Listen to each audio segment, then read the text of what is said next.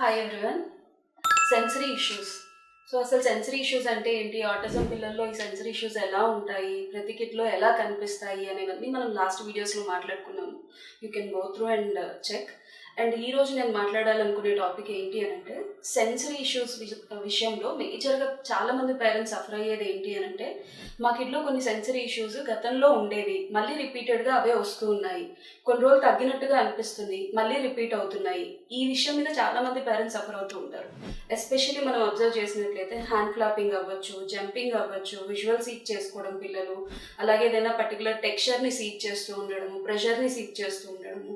So ఇలాంటి sensory issues ఏవైతే ఉంటాయో చాలామంది పేరెంట్స్ ఏంటంటే, మా కిడ్లో ఇష్యూ ఉండేది, ఒకప్పుడు ఉండేది, ఆన్గోయింగ్ థెరపీస్లో అవి ఫేడ్ అయిపోయాయి, మళ్ళీ తెలియకుండానే మళ్ళీ ఆ ఇష్యూస్ మళ్ళీ రిపీట్ అవుతున్నాయని తెలియకుండానే పేరెంట్స్ వరీ అవుతుంటారు. ఎస్పెషల్లీ మదర్స్ డిప్రెస్ అవుతూ ఉంటారు. సో ఇక్కడ I want to tell you one thing my dear parents. ఏంటి అంటే, సెన్సరీ ఇష్యూస్ని ఎప్పుడూ కూడా మా కిడ్లో ఈ ఇష్యూ ఉంది, ఈరోజు ఈ సింటమ్ కనిపించింది, మళ్ళీ పోయింది అని హ్యాపీ అయిపోవడము, లేదా మళ్ళీ కొత్తగా ఇష్యూస్ వస్తున్నాయి అని పానిక్ అవ్వడం. సో ఇట్లా వ్యానిష్ అయిపోవాలి, సెన్సరీ ఇష్యూస్ అన్నీ కూడా వ్యానిష్ అయిపోవాలి, అప్పుడే మా కిడ్ బాగైనట్టు అనే పర్సెప్షన్ని మీరు షిఫ్ట్ చేసుకోవాలి.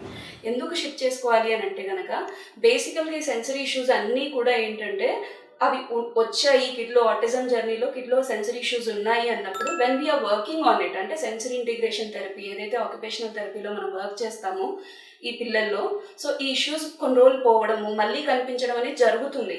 ఎప్పటి వరకు జరుగుతుంది? ఈ అన్ని సెన్సెస్ కూడా through sensory processing equilibrium reach అయ్యేంత వరకు కూడా ఈ అప్స్ అండ్ డౌన్స్ అనేవి కనిపిస్తూ ఉండొచ్చు. సో ఈ ప్రాసెస్లో ఇష్యూ వచ్చింది పోయింది అనేది కిడ్ డెవలప్ అవుతున్నాడా లేదా అనే దానికి పారామీటర్ కాదు. మరి ఏంటి పారామీటర్? కిడ్ గ్రోత్కి పారామీటర్ ఏంటి అని అంటే, ప్రతి పేరెంట్ కూడా చెక్ చేసుకోవాల్సింది ఏంటంటే, సెన్సరీ ఇష్యూస్ ఎలా చేంజ్ అవుతున్నాయి అనేది ఎప్పటికప్పుడు మీరు ఐడెంటిఫై చేసుకోవాలి, మీ కన్సర్న్ థెరపిస్ట్తో డిస్కస్ చేసుకోవాలి. దాంతో పాటుగా కిడ్ గ్రోత్ ఎలా ఉంది, వేరే ఏరియాస్లో గ్రోత్ ఎలా ఉంది, let say for example kid communication skills ఎలా గ్రో అవుతున్నాయి, అలాగే లాంగ్వేజ్ స్కిల్స్ ఎలా గ్రో అవుతున్నాయి, కిడ్ సోషలైజ్ అవ్వగలుగుతున్నాడా లేదా, మేజర్లీ కిడ్ కాగ్నేటివ్గా ఎలా డెవలప్ అవుతున్నాడు, ఎమోషనల్ స్కిల్స్ ఎలా డెవలప్ అవుతున్నాయి. సో ఈ పారామీటర్స్ని మనం మేజర్గా చెక్ చేసుకోవాలి. సో ఈ ఏరియాస్లో కిడ్ గ్రో అవుతున్నాడు, here and there sensory issues change అవుతున్నాయి అన్నప్పుడు ఇవి అప్డేట్ చేయండి, అలాగే వీటిని పారామీటర్గా చెక్ చేసుకోండి.